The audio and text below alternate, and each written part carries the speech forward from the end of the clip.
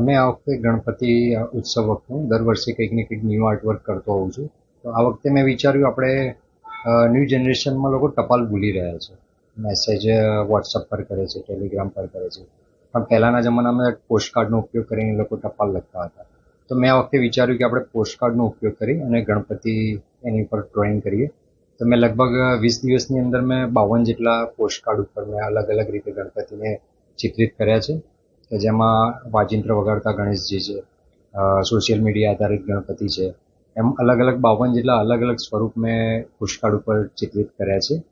અને છેલ્લા હું આ 20 વર્ષથી પેઇન્ટિંગનું કાર્ય કરી રહ્યો છું. અને છેલ્લા 3-4 વર્ષથી હું ગણપતિ માટે કંઈક ને કંઈક નવી રચના કરતો રહું છું. તો આ વખતે મેં પોસ્ટકાર્ડ પર ગણપતિ ચિત્રિત કરવાનું વિચાર્યું.